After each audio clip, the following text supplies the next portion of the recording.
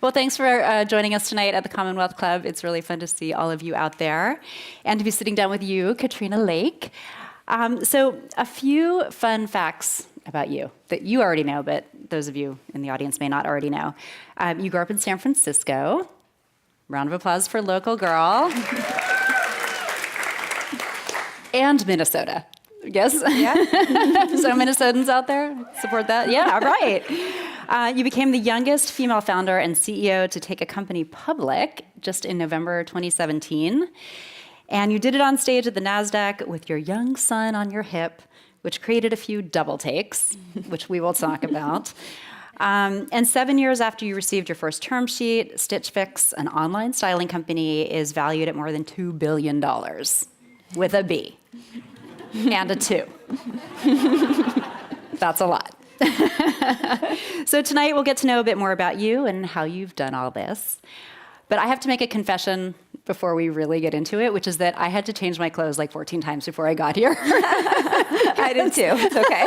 I don't know about all of you, but it was really hard to decide what to wear, especially when sitting down with a fashion entrepreneur such as yourself. So, well, you look great. Well, thank you. So do you. And so do all of you. You look amazing. But it made me start thinking about what the role of clothing is for women and men, and the way that we think about it and how it, says who we are. And I'm curious what your thoughts are on what, your entire business is around making sure that people are wearing stuff that they look good and are comfortable in. So how do you think about the role of clothing?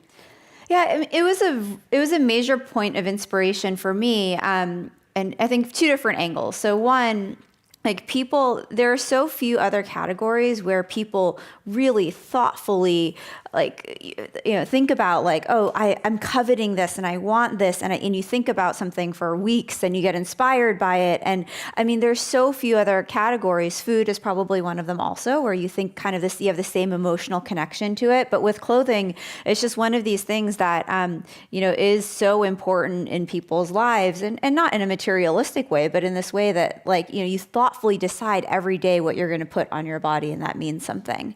And so I think that made it very attractive to me, because I think it's just this really interesting, huge category that people weren't really thinking about what does technology bring to it and what's the next generation of it. And then I think the second element that you're getting to a little bit is that it really does have an impact on who you are.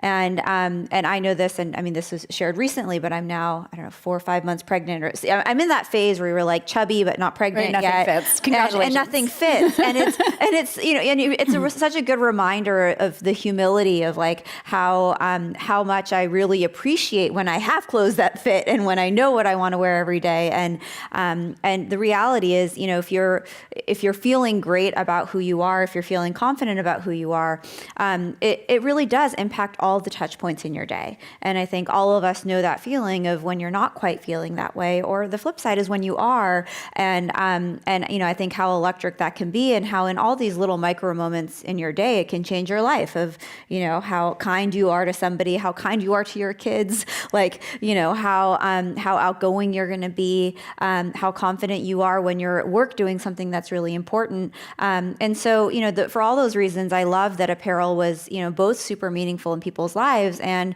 I think in these really small but meaningful ways has an impact in people's lives every single day. What do you, when you imagine the future of fashion, do you have, is there a scene that you create? Is there something that you see out there that we can expect, in the next 10, 100 years? Yeah, I mean, it's less about, I think less about fashion. And to me, fashion is the ethereal, amazing art part of the business. And I mean, I think about more of the practical day-to-day, I just want to have clothes that I'm excited to wear. Yeah. And I think that there has to be change in the way that people discover that today. And so today, I think it's with InstaFix, for people who aren't familiar with InstaFix, the way that we work is that we are retail, we are online, but 100% of what we sell is through personal stylists. So there's no e-commerce site. You can't come to the site and filter for white jeans and see what we have. This is your fate is entirely in the hands of our stylists, and that makes our business potentially harder, and it makes it easier actually actually for you as a consumer. And it's really linked to like what I think the future of shopping is going to be. And if you think today, like if you did want white jeans, then what are you going to do today? You can go spend a whole day at a mall. You can pick, your 10 favorite retailers and go to all of their websites and filter for white jeans on every single one and look at the clothing on the model and figure out how tall the model is and see what the inseam is and try to learn as much as you can about every single white jean on the planet to try to figure out which one is best for me when I'm 5'2" and not my normal size.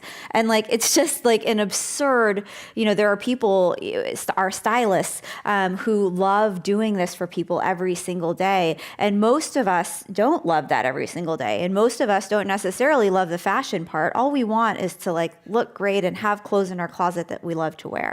And so, I think the idea of like everybody doing their own research and a world of search, like I just think this is not going to be the future. And I think 10 years from now, we're going to look back and be like, remember those days when you used to like buy stuff from all kinds of different retailers and ship it all in different sizes and try it all on at home? And I mean, we're going to look back and think about like how broken retail was because there's a better way. And, I hope Stitch Fix is, at the forefront of that and can continue to be at the forefront of that. Do you, as the head of this company, do you ever feel like, all eyes are on you and what are you wearing? I mean, do you ever feel the pressure to like look good all the time? I probably don't think about it as much as I should. That's probably a healthy answer, actually. So what was happening in your life when you came up with the idea for Stitch Fix? So it's hard to say exactly when I came up with the idea, but, some history, like growing up, like, as a 10-year-old, if you asked me what I wanted to be when I grew up, I would have told you a doctor. Like it had never occurred to me that I should want to be an entrepreneur, that I would be a good entrepreneur.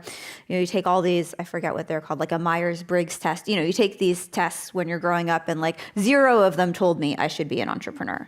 Is that even an answer? Like, I'm not even sure if that's an answer. They need to update that test. Yeah, it was, and I think, it's really interesting because I think a lot of the things that you think about as an entrepreneur, you think somebody who's like super risky and somebody who's, going to stay up for all hours, like tinkering with something in their garage and like, and not that I didn't spend all hours doing Stitch Fix at some point, but, I don't think that I had like the typical traits of an entrepreneur. And my mom was a public school teacher here in San Francisco for a long time. My dad was a doctor, but always in the university system. He was here at UCSF for probably for 20 years or so.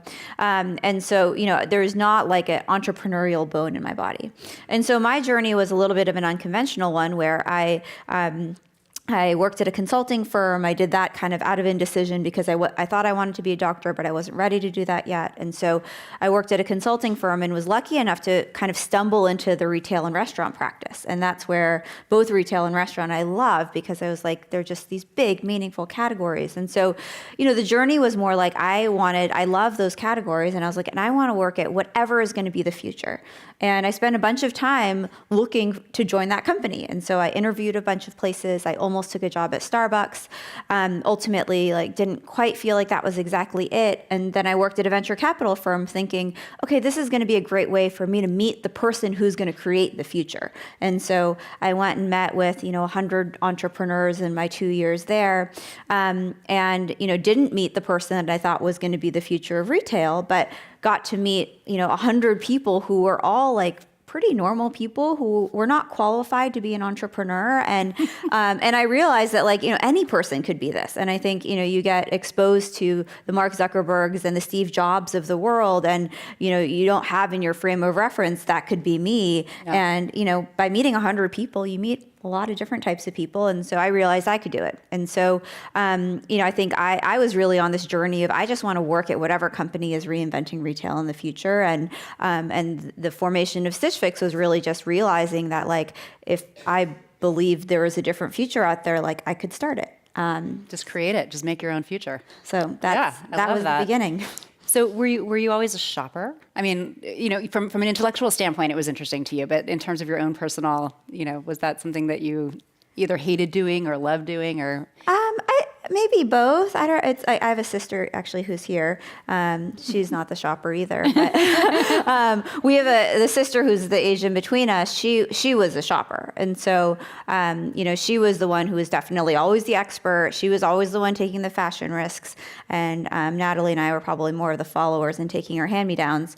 But I still, what I still loved, and what I think even people who hate shopping can resonate with, is like, there is nothing better than being able to feel like you have clothes in your closet that you love. And there is nothing better than putting on an outfit and being like, this is a great look. Like, there's nothing better than that feeling. And so, I think I really love that. And I love the ways that clothing could contribute to that. But no, I'm not, like my middle sister literally will, like, she would spend her free time looking at like the new arrivals on websites. And like, that's not really how I spend my free time. So now you just have a company that has a combination of machines and people doing that for you. Right. Well, and I think that's part of the inspiration too, is that like, there are people who love doing this and who are experts and know everything, and in their free time love to do this. And wouldn't it be great to be able to create a job for people like that? And so, that actually ended up being part of the inspiration too. Yeah. So how important was going to business school in creating this idea? So for me, it was important because, I wasn't this super risky entrepreneur type who was I was never gonna quit my reasonably well-paying job and like have a gap on my resume. Like, that was just not that was not something I was comfortable doing. And so for me, it was important because it created this 2-year period of time where I could take this risk. And so I went to business school, and my plan was to have a company off the ground, paying myself a salary, paying back my student loans the day I graduated. And if I wasn't able to have a business idea that was good enough that someone was going to give me money, if I wasn't able to have an idea that I wanted to do so that I would, want to spend so far 7+ years on, then, the worst case scenario is like, well, I have this MBA and I can go work at a great company. And so, I saw it as kind of a risk-reduced way to start a company. And so, for me, it was really important because I have a hard time imagining how else I would have been able to find kind of a 2-year time period like that. But, I think there's a network element that's somewhat valuable. The classes were great. It's so fun I think kind of like probably the reason many of you are in this room, like getting to be an adult and go and learn is just like really fun experience, and getting to choose what you're going to learn. And, so I definitely valued the experience, but the time was actually the part that I think was most valuable to me. Well, I'd love to talk a little bit more about this idea of risk, because I think people do, you mentioned this a few minutes ago, that people have this idea in their head that entrepreneurs are these massive risk takers and they, anything goes. And I'm starting, and like, in fact, I saw a book just earlier today that said how to raise an entrepreneur. And it was like, teach them to take risks, like all these things that just go counter to what the actual common wisdom is about how you start a successful business, which is not necessarily to just let it all fly. So can you talk about your mentality around that and what you've run up against in terms of the perception of what an entrepreneur should be? Yeah, I mean, it is interesting because, and I wonder, and I don't even know that. So first of all, like, I think I am a good leader and a good CEO. And I don't know necessarily that I was a great entrepreneur, to be honest. And, maybe people think of, I don't know, like, I wasn't, it wasn't kind of where my comfort zone was. Like, I don't sit back, and you'll meet some founders who get to this stage of the company and they yearn the scrappy phases again. And they like the building part. Like, you'll hear that from people. And I did like it, and it was really fun and crazy. But, I don't know that that's the part that I feel like I thrive in. And, we'll probably talk about this later, but like, you could also argue that I wasn't good at it. Like, we've built a $2 billion company using $40 million of capital, not because I was like, oh, I want to raise as little money as possible. Like, it was because I could not raise more than that much money. And so if, in today's world, a good entrepreneur is the one that can raise the most money and hire the most people and buy the most time. And like, you could argue I wasn't good at those things, and, ultimately was actually good at creating a company, which is maybe different. But so, I hope to be able to be a role model of a different type of entrepreneur, because I think there are lots of women and men out there that, might be thinking to themselves like, well, that's not for me. Like, I can't see myself being that crazy out there person. And I felt the same way. And I think ultimately, like, I actually think I'm good at this job. And I don't know that I would have discovered it had it not been for kind of the convoluted path that I took. Well, when you talk about Stitch Fix, I've heard it talked about as a fashion company, a technology company, the intersection of fashion and technology, and what is it? I mean, it is both. And I mean, my theory on the whole thing is just like, I think we are going to a place where like being a technology company will be table stakes for you to exist. And, the idea of a tech company doesn't make a lot of sense to me. Like, I think Facebook is a marketing company, Uber is a transportation company, Airbnb is a hospitality company, and we sell clothes. Like, that is our business model. And I think the reality is, like, if you want to be around 10 years from now, if you want to be successful 10 years from now, all of us are going to have to be technology companies. So technology is certainly, what is differentiated about Stitch Fix, what is, I think, what is very special about Stitch Fix. But at the end of the day, like, the business that we're in is retail apparel.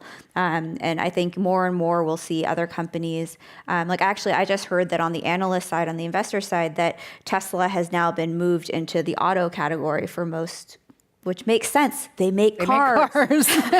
Where were they before? They were in technology. And so there's this weird catch-all bucket of people who've used technology as a differentiator that, like, I think you're going to see more and more of that migrate back into, right? And even Stitch Fix is a stock, like, we're covered by mostly tech people, actually, and then a couple of retail people. And, I think you'll see more and more people recognizing that, like, hey, these businesses are like, they're the same businesses they were before, just powered by technology in a way that we didn't see before. So, I think we're both, but I think the markation 10 years from now will probably be retail. Yeah. I mean, it's kind of like when automation became a thing, that like everyone was making widgets.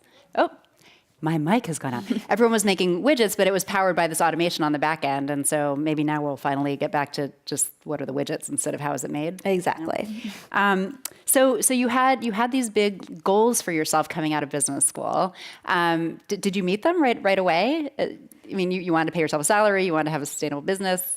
Not right away, but I was. I really wasn't going to do this if I wasn't paying myself a salary and paying back my student loans. Like, that wasn't just like that wasn't an empty promise. Like, I really wasn't going to do it. And so I was very committed. And so I spent a lot of my second year in business school out here. I spent probably a week or so a month, and like sleeping on people's couches and like, so I was able to get a term sheet from Steve Anderson, who is a seed investor, who is one of the first investors. I saw Kevin on the sizzle reel. Kevin was actually my reference check for Steve, the investor. He was the first investor in Kevin at Instagram.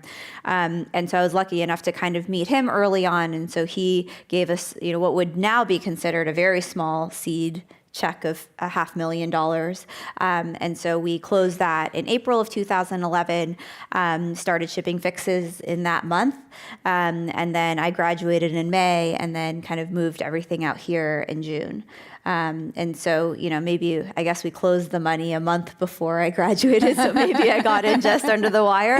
We didn't have a sustainable business model yet at that point, but I was able to pay myself a salary, pay rent, hire some people. And so, I think the other part that was important to me too, and the investor thing was, yes, it was important to raise money, but I think it's also important to have somebody who believes in you invested in the business. And so there's a lot of I think confidence and credibility that comes from the fact that an investor who's met a lot of entrepreneurs and seen a lot of companies believes in the business.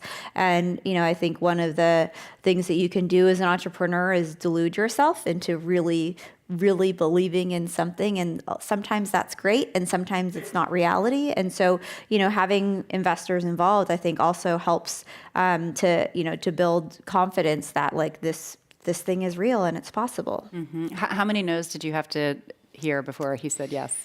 The seed was relatively easy, I would say, of just like, I think fundraising at Stitch Fix has always been either really hard or really easy and nothing in the middle.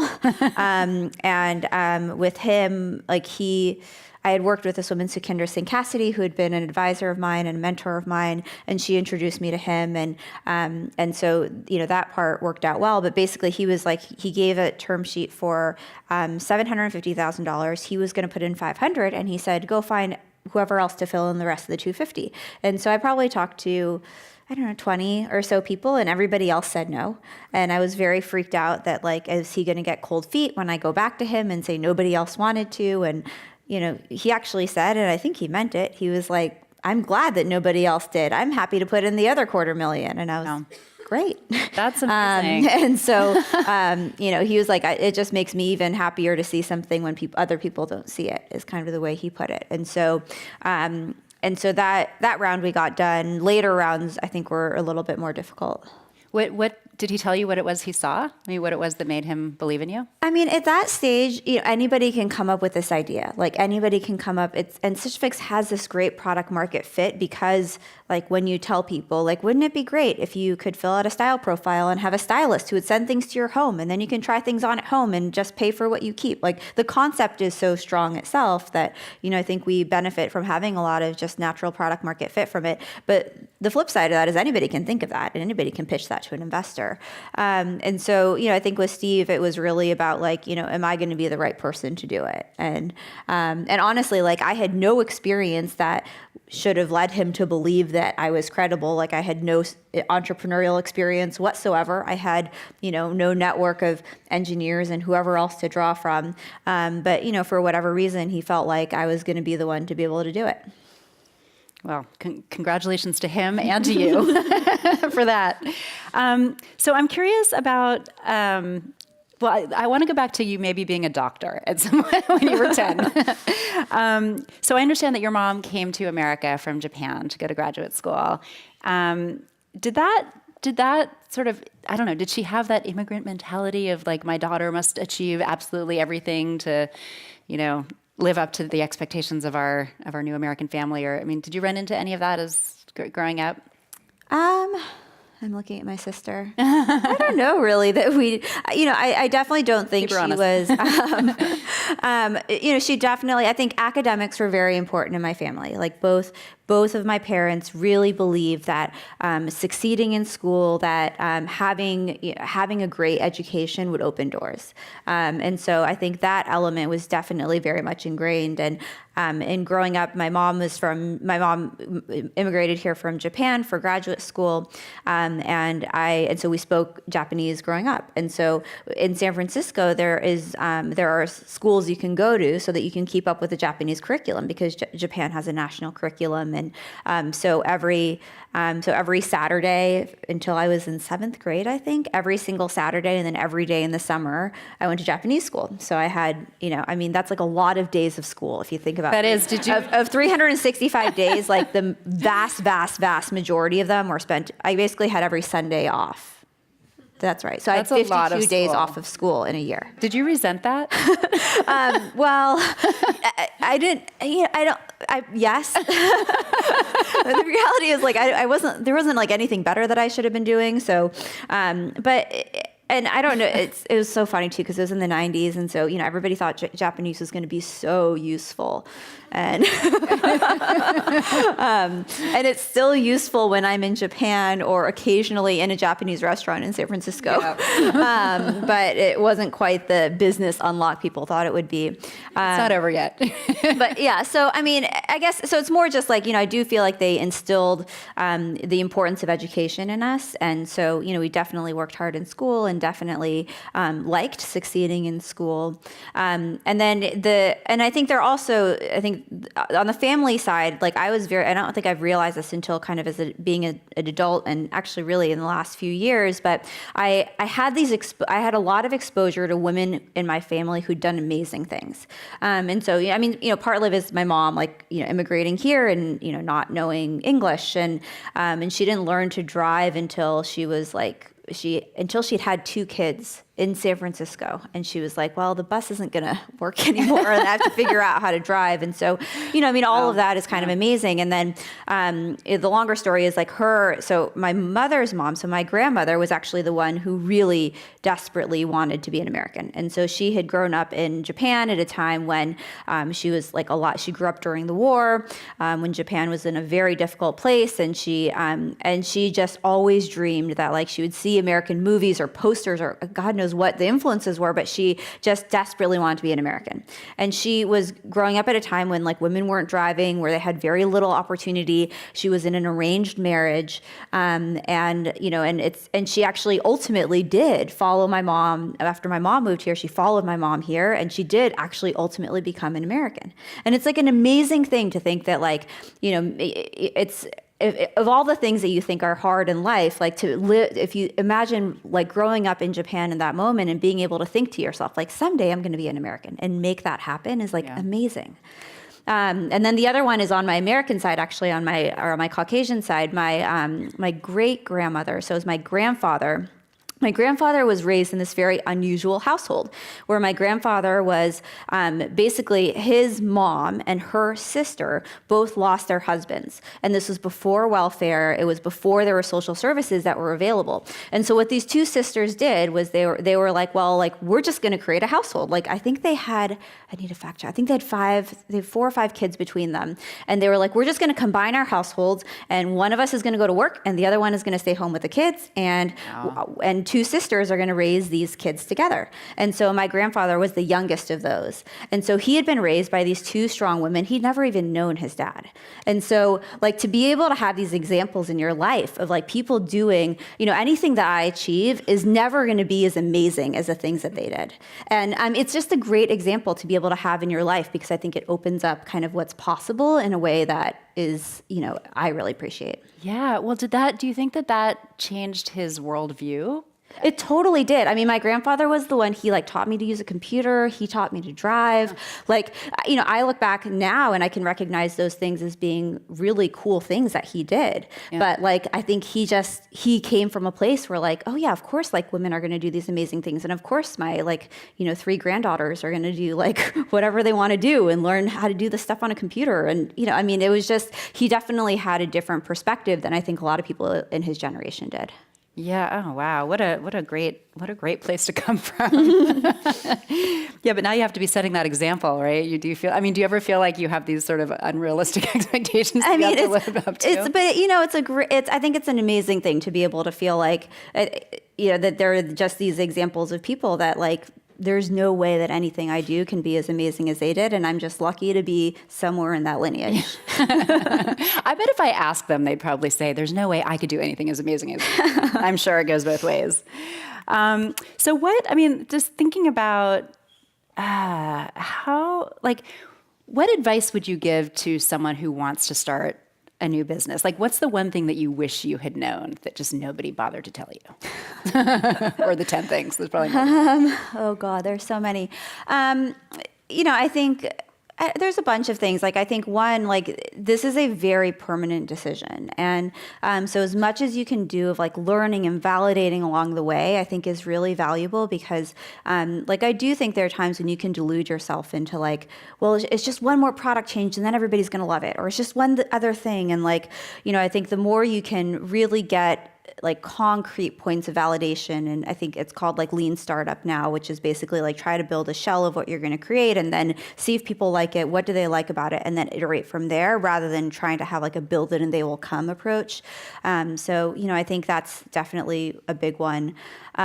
This is my personal philosophy, but I don't believe in entrepreneurship for the sake of entrepreneurship. Like, you devote a lot of time and energy and a lot of your life to this, and like you really have to love it. And so, not to sound like I'm discouraging entrepreneurship, but I think really making sure you have that like one thing that you really want to devote a lot of your life to. I think people can rush to imperfect ideas and. I don't know. So I think that's one thing. And the last, I think, is just like surround yourself with people who are smart that you learn from. Mm-hmm. And that's true if you're an entrepreneur or just a regular person in your career like I was.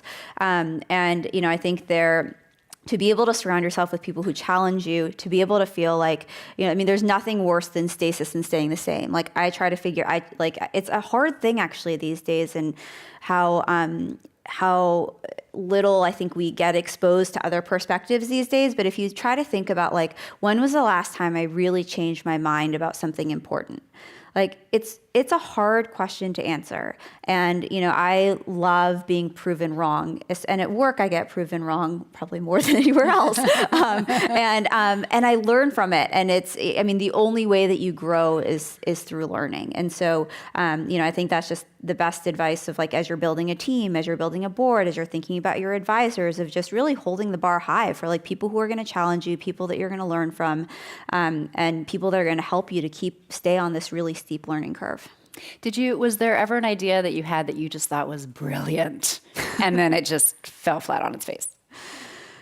I didn't start a lot of things before I started this.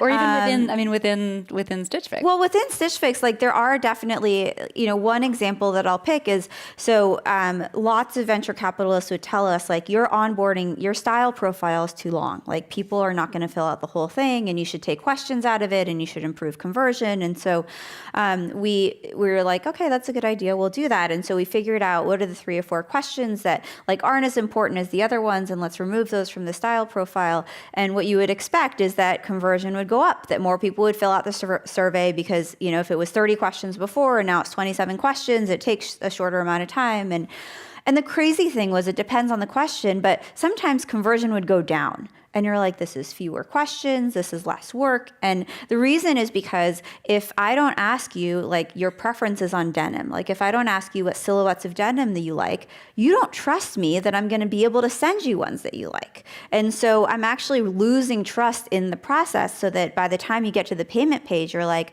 I don't think I want to do this because like I'm not sure that they're actually going to be able to get me in this. And so that's like a really good example where we learned something that's like pretty counterintuitive. Another one is markdowns, like just being in retail, like you think, okay, if something's not working, we'll just mark it 30% off and then it'll work. And I can't tell you how many times we've tested it because it's like hard for me to even believe the results, even though they're A/B tested and robust. And the reality is like, I'm better off sending you a $100 dress that fits you, that you love, than sending you a dress that's marked down to $60 that doesn't fit you right. And it's a hard thing for us to all wrap our head around. And at the same time, I do this too. Like I can think of the things in my closet that I bought on sale because it seemed like a great deal. And, I thought maybe I'd wear it. And the reality is I was better off not buying that and buying something else for full price. And like, we have the data to show it. Yeah. And I still can't wrap my head around it. Like it just doesn't seem right, but it is. So. Yeah, no, that's so true. Yeah, I think that's a good take-home lesson, actually. You're going to save us all a lot of money. Okay. So as the CEO of a public company, it's kind of this high wire act. Like almost anything you say could affect the share price, and you don't necessarily even know what that thing is going to be, right? So everyone's listening all the time. And I'm wondering, like, as you think about the values that you want to instill in the company and what's important to you and where your priorities are, how do you balance that sort of like, we got to pay attention to what the shareholders want versus we got to pay attention to what's right for the company? And maybe sometimes they don't always match up.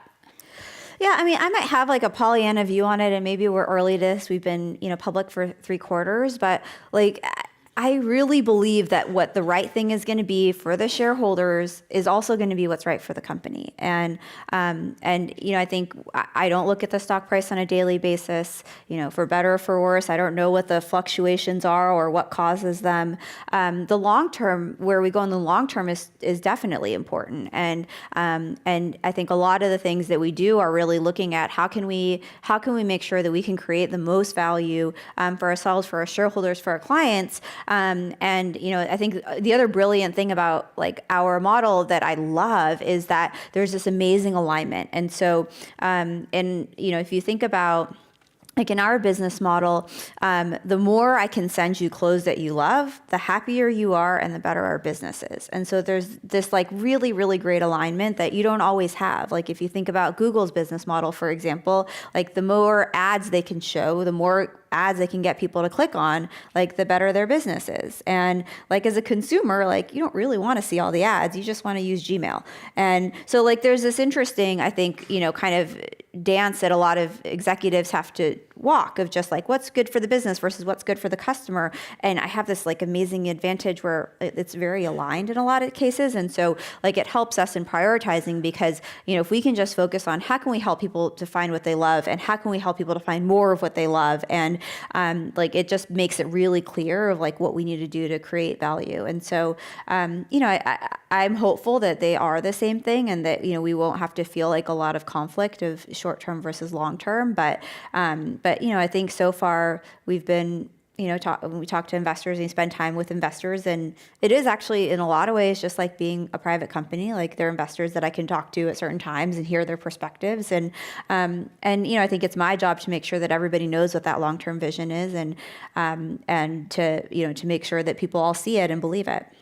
Well, it sounds like you've surrounded yourself with a great team that come from a variety of big brand backgrounds in Netflix and Google, and I don't know, Lululemon was in there somewhere.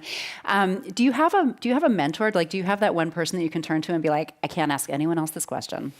I mean, and if you don't, do you feel like you would like to? No, I mean, I do. And I think, and I've had many throughout my journey, and I would say I have different people that I turn to for different topics. And so actually one of the things that I think has been really fun and unexpected about being a public company was that like it's not like I had lots of public company CEOs that I knew. Like, I had met a couple. Like I really didn't know any. And it was really amazing how people kind of came out of the woodwork and helped. Like there was like our, now it's all water under the bridge, but our roadshow process, the process of getting public was like, it was difficult. It's like in the bucket of when I say fundraising has either been really hard or really easy. And the IPO process was really hard. And, we weren't kind of seeing the traction that we wanted to see. We weren't, getting people bought into the story in the way that we needed to. And so, and I had like a public company CEO who through an investment banker was like, hey, if she needs to talk, tell her to call me. And it was somebody I'd never met before who had been through the process and kind of knew exactly how I was feeling in that moment. And there's been others also who've kind of reached out since. And so I've been really, I think that was a network that I didn't necessarily knew existed and where I didn't feel like I was part of it before that just kind of emerged to be helpful. That's been great. But, I think I have my board, actually, I have a lot of great people on my board who I turn to a lot. And over the course of the last 7 years, I've been lucky enough to kind of build a network of, in a lot of cases, other CEOs and people who are in the space and not in the space who are going through similar things that, I can talk to and get advice from. And I think I've been very fortunate that there are a lot of women that I've met also along the way who like are very happy to make time for me whenever I ask. And so, it's certainly something that I hope to be able to repay the favor for. Yeah, well, that's my next question is what are the ways in which you can now, in the position that you're in, pay it forward? Yeah, I mean, unfortunately, I can't do it in all the ways that I would like to. But who has the time? It's really funny. I was actually just talking to my husband about it today. But I think in the last 2 days, in the last 3 days, I've done 4 calls with kind of entrepreneurs or CEOs or meetings, and so I definitely do try to pay it forward that way. I think also I think there are ways that I am paying it forward just by the role that I'm in and what Stitch Fix has been able to do. And so, while I am proud of being the youngest founder CEO to take a company public, like I'm not that young. I'm 35 years old. Like I hope somebody will dethrone me quickly. And so, I think there's still a lot more to come.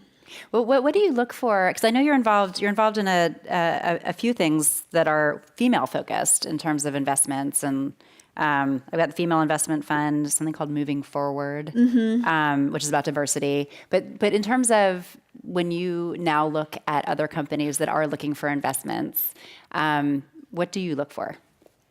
What do I look for? I mean, I don't do a ton of investing, but I mean, it is really important to me that founders that I meet and kind of companies I'm involved in are committed to building diverse teams.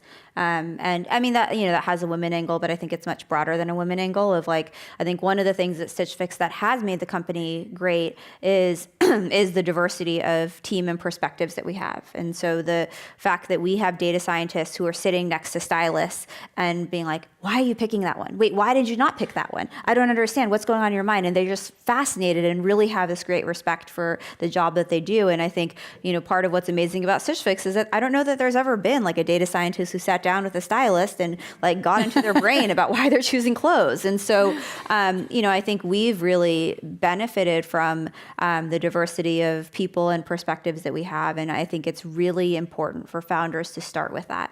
And I think one of the bigger challenges of why we see so little diversity at the top and at technology companies is because so often founding teams are built by repeat founders who go back to their network to build the team.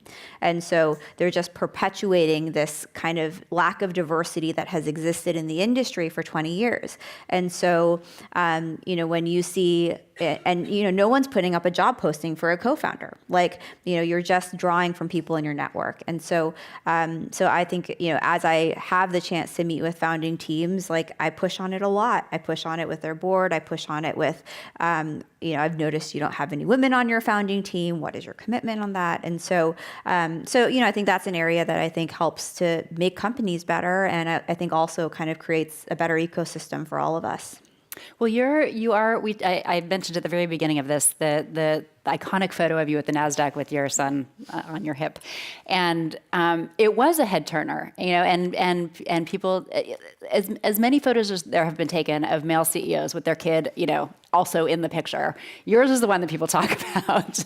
So this next question is sort of like about running a company while female, Are you tired of headlines that focus on taking your company public and being a new mom? Or just recently there was a headline, Stitch Fix CEO Katrina Lake talks about leading a public company and her upcoming maternity leave. I mean, and I can see the pros and cons, right? Like, we are female. We are capable of making babies. We are who will be perpetrating the rest of the human race. Like, we need to be in the mix here. But we'd also like to be running companies. So I'm just curious, what is your point of view on, that, like, no offense to Refinery 29, where the headline came from, but that those two things are together. My perspective on it has changed over time. So I was almost like prickly about being a female CEO in the early days. And, I think it was at a time when, you would see companies like Dropbox and Airbnb and whatever else. And like, I was like, I just want to be like a CEO, and I don't need to be a female CEO, and I don't need to be the female CEO. I think I had some pride about me, I think, that prevented me from embracing that early. And now, this is more on reflection of like looking back and thinking like, well, why did I not think I could be an entrepreneur? And now I just think it's so important because like in that Refinery headline, like yes, I hear you. And I love it because like I had to do the same research of trying to figure out like who were the people before me that took a maternity leave when they were a public company CEO. And like, I mean, you can do the math. If I was the youngest female founder and I'm 35, like, there's not going to be a lot of other examples out there of people who face that. And so there's not a lot of precedent. And so, as like somebody who now is raising young people and is thinking about like how the world that you see impacts who people become, like there aren't great examples. And so even if it's just like, I'm just an example, like I think it's good and I'm happy to be that example. And like I said, I hope there's going to be many more people after me that, can be, it's totally normal for like, there's just these weird conversations around like, well, what do you do with earnings when you're on maternity leave and you're a public company CEO? There are all these things that like, I don't really know what the right answers are. And, I'm going to try to figure it out. But there just need to be more, I think just having more examples of what, different types of stories look like and different possibilities look like is super important. And so, I still probably don't want to be like pigeonholed as that's the only reason that Stitch Fix is interesting. But at the same time, I think I embrace role that I have in being an example where there aren't a lot of them.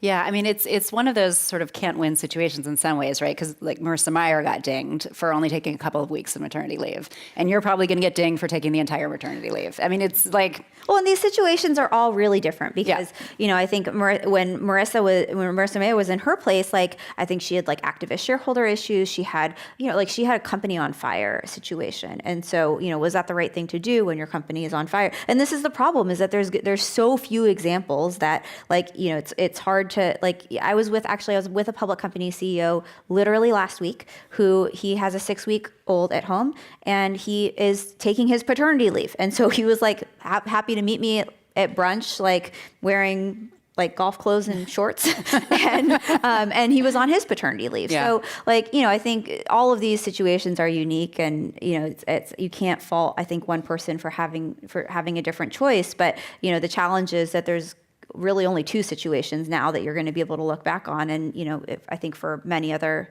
men there's hundreds. So hopefully this can add to what people think of as what are my options when I'm in this situation. Yeah, I mean, you're creating an entirely new framework, right? I mean, that's it, just because it's been one way for so long. Then some things are going to have to change. So what? Where's your husband in all this? Does he it used to be I remember, I don't know, 10, 15 years ago, like Carly Fiorina, maybe it was even longer. I don't remember. I'm even older than you.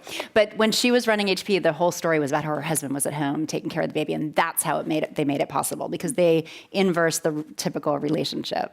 So do you and your hubby ever talk about, divvying up the responsibilities so you can both do your thing? Yeah, I mean, we definitely do, and he's not at home taking care of the kids as his job full time. That's not we have a nanny and she's wonderful, and so. But that being said, and I think to myself, am I being sexist in thinking this? Because it's less about this year. I travel quite a bit, but as I think about next year, and I think about we're going to have 2 kids, and one's going to be a toddler, and one will be an infant, and I have this enormous guilt around that seems really hard and for me to be traveling and leaving him to deal with 2 kids at night, even if he's not taking care of them during the day. It's a lot of work at nights and the mornings.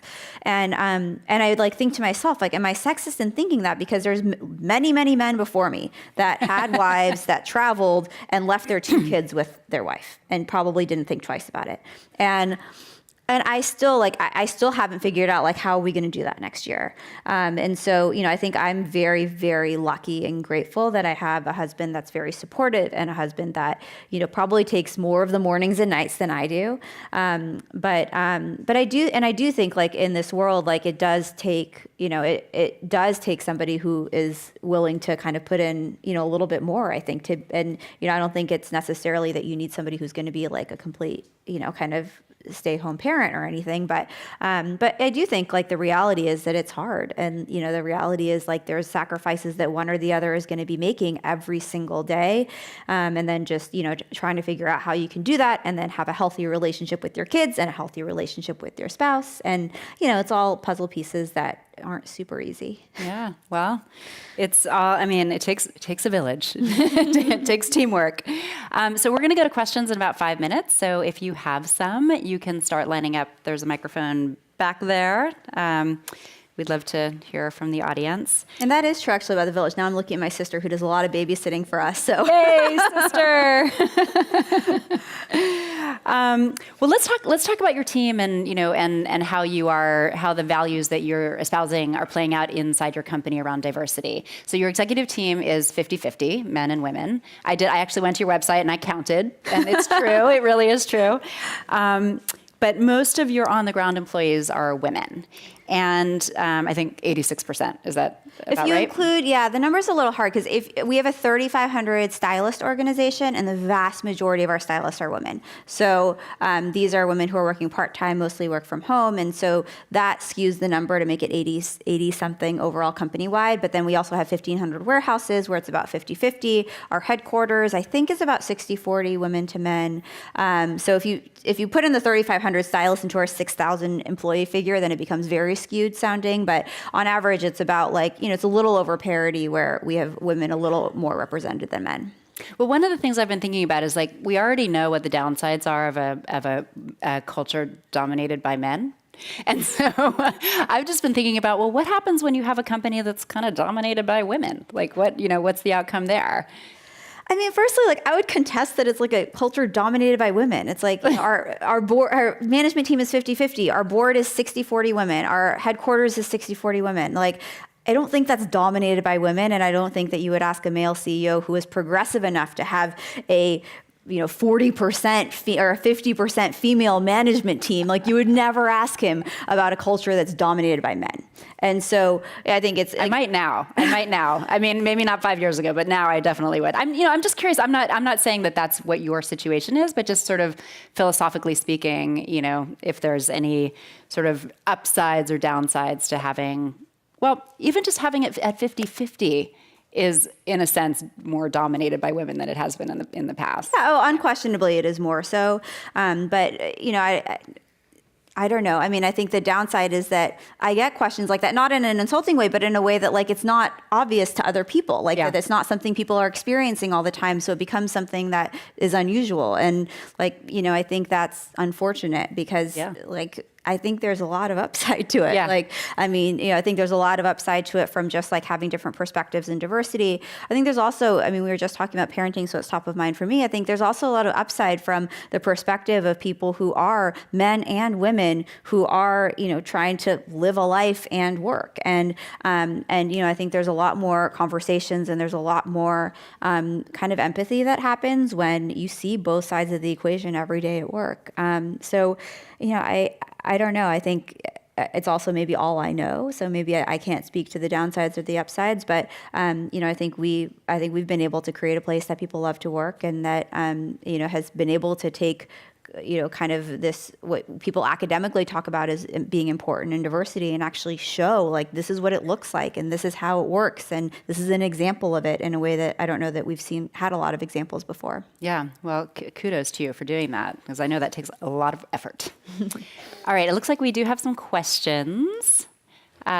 First up, what is your Katrina, question? Thank you for being here. I'm Emily McDonald with The Stylist LA, and my question revolves around your experience with fundraising. Because I know you said, I love how you said it, that it was either really easy or really hard.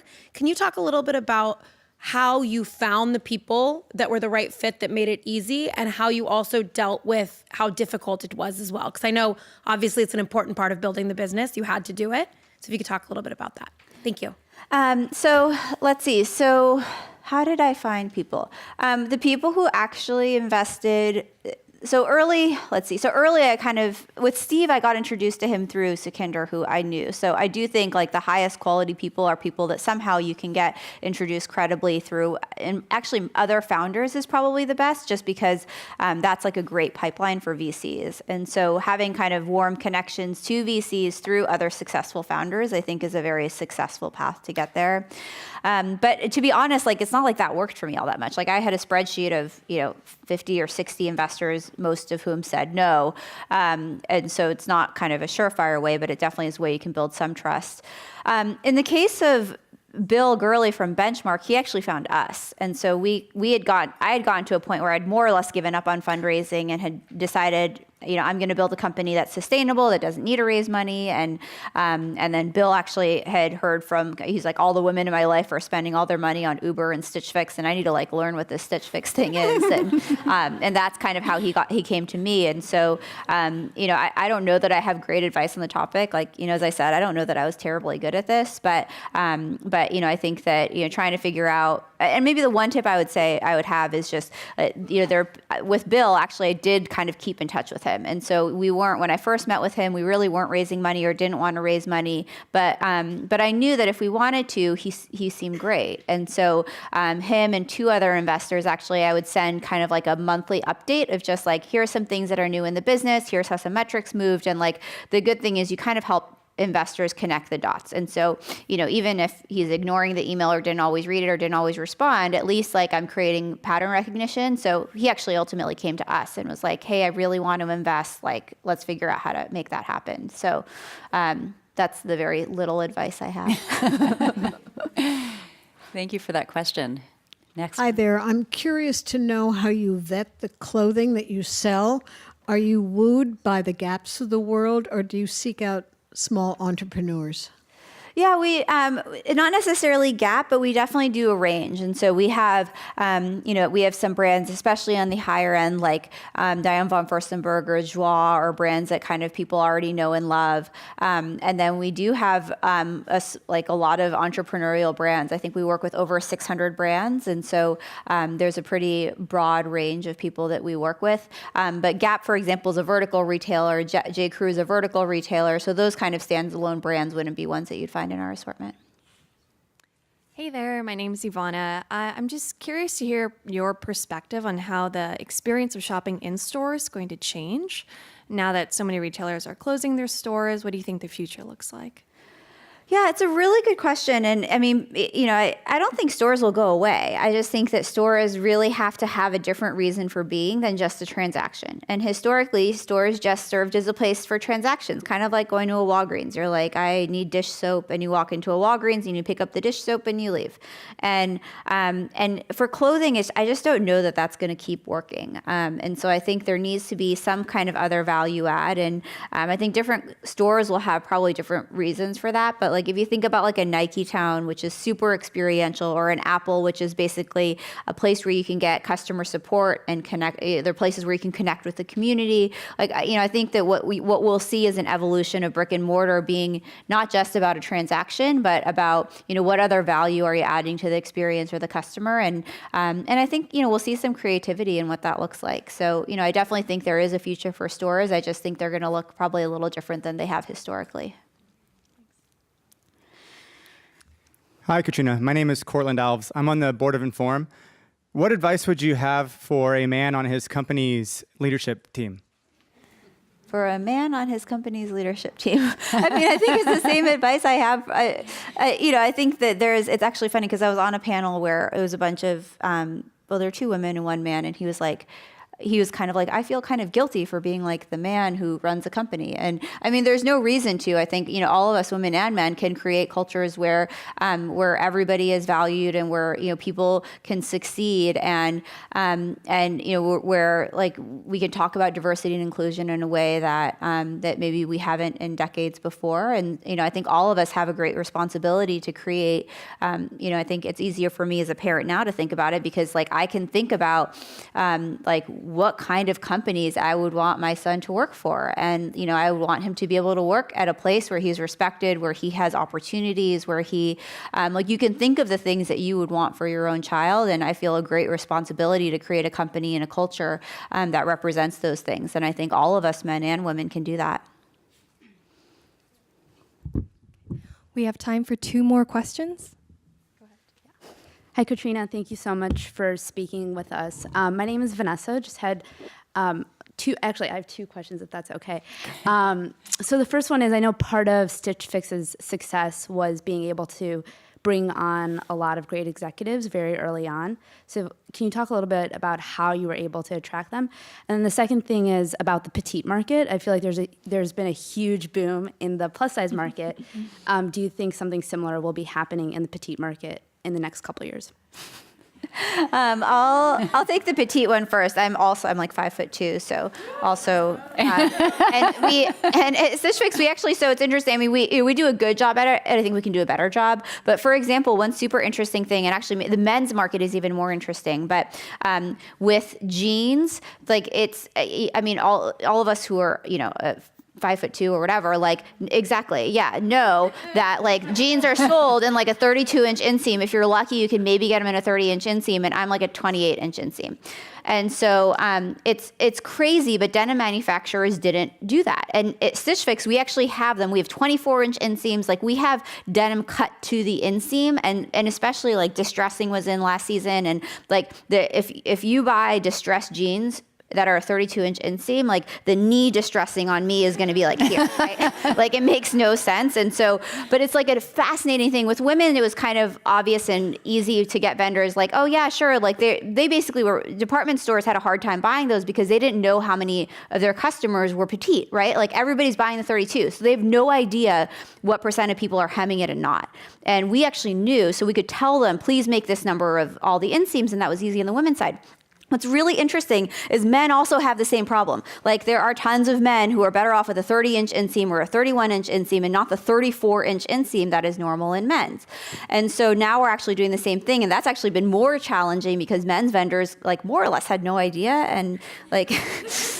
So anyway, so it is an opportunity. I don't know that it will be like, you know, kind of as much in flourishing as plus size, just because plus size truly had nothing to start with. And, you know, I think with petite, at least we had a little bit to work with. And so, but definitely try the jeans at Stitch Fix. And if you have men who are not a 34-inch inseam in your life, which is probably most of you, you should also send them to Stitch Fix. And kids are coming soon, right? Like, yes, really kids petite. are coming soon too. Yes, our tiniest clients.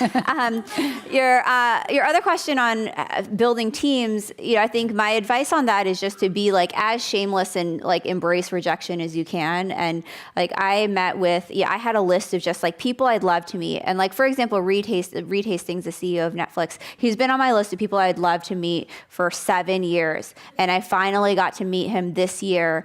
And he emailed me. Hopefully he won't be embarrassed that I share this, but he emailed me being like, hey, I happen to be free on New Year's Day. Do you want to hang out? I'm like, yes. And so, like, you know, if you can be persistent enough, you can get to people. And to be able to, you know, Eric, who runs our data science team, like he was somebody that I just wanted to meet. Like, I didn't care where it led. I didn't care if he was going to have one meeting with me or like be open to another. But he was somebody who I convinced to join as an advisor. And, you know, he was very happily at Netflix at the time. And then as an advisor, he was spending, you know, one meeting a month with us, and I would send him data, I would send him updates. And he was like, at one point, he was like, can I have a Stitch Fix email address? And then he was like, can I get some periodic data dumps so I can play with the data? And then at one point, he was like, I feel like I shouldn't be doing this on my Netflix machine, so can you get me a Stitch Fix machine? And it was just this like gradual reeling in that ultimately, like, I had no aspiration. I couldn't have even fathomed, like, he was running all of data science at Netflix. Like, you just couldn't have even believed or told yourself to believe that he would someday join your team.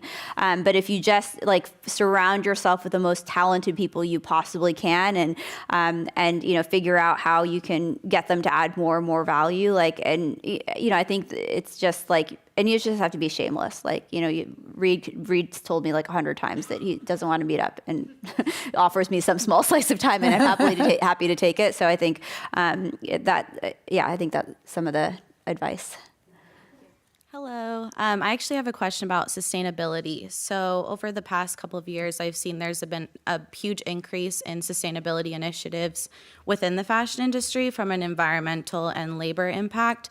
And I was wondering if that's currently a hurdle for Stitch Fix, or do you think it will be in the future and you might have to alter your business model because of it? Yeah, I mean, right now we absolutely hold our vendors accountable to standards around what we expect in their workplaces and what we expect in their supply chain. And so, you know, we absolutely adhere to what I would call industry standards. You know, I think what's very different about our philosophy on this is like where I'm most focused is on waste in the supply chain. And so, you know, I think it's really sad that, and this actually goes back to the cheap dress and dress on sale example. Like, you know, I think the world and consumers have gotten to a place where like there's just excess consumption and and it's all driven by sales and discounts and whatever. And at the end of the day at Stitch Fix, like our philosophy is like we want to build more of what people love and get it to what. So we want to be creating more and more of the things that we know are going to have happy homes and less of the things that don't. And so in the broader fashion industry and especially at the higher ends, a lot of times when product goes unsold in a season, it gets burned or destroyed.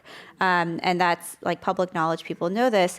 And you know, I think because things have been so cheap to make, like there's been no disincentive against that. And I think that's, you know, one of the things that we're very thoughtful about, like how can we prevent that? And so in our model, we have much less product that ends up, we don't disclose exactly what it is, but we have much less product that ends up being out of season. And actually what I talked about with inseams is a good example of why. Because in a regular store, you have no idea who's going to walk in and what they're going to buy. And in our model, we know what percentage of our clients are petite. We know what percent of our clients hate red. So all of those things help to make us make the right decisions in the first place, so at the end of the season we have less of that kind of product that didn't find a happy home. And the product that didn't, we actually work it through. We have third parties that work it through who resell it. We actually do quite a bit of product donation through it. And then the third bucket we have through employee sales in our warehouses. But our goal is to make that as little as possible, so that, not only can we feel like we are building a supply chain that is healthy, but also we aren't creating more product than the world needs. And so, I think through our business practices that we can improve that. All right, great questions. Thank you, everybody. All right, I have one last question for you, which is an INFORUM tradition, which is, no pressure, what is your 60-second idea to change the world? I don't know that I have a specific idea, but I think that one of the things that has been a real challenge, and you can see it in the kind of political landscape also, is just in the loss of community. And so I think even just this group of people getting together to do something like this in an evening is a really great part of that. And I think there's been just kind of a loss of humanization of a lot of the things that we do. And so, when we're buying things, when we're, the way that we engage with each other, a lot of it has been kind of dehumanized in a way that I think has taken away from communities. And so, I don't know what the exact idea is, but ways that you can bring more commerce into communities, ways that you can make things like buying clothes a more human experience, and a more human-to-human experience, I think brings back the humanness that connects us as a country and as a community. And I think a lot of, especially in e-commerce, it's become very anonymous and very transactional. And I think that the harms of that are greater than what we're seeing in terms of the impact that it's having on how we think about each other and how we think about the space that we occupy together. So I'd love to see anything that kind of just brings back a sense of community and brings communities together in more human ways. Well, thank you so much. Thank you, Katrina. Thank you.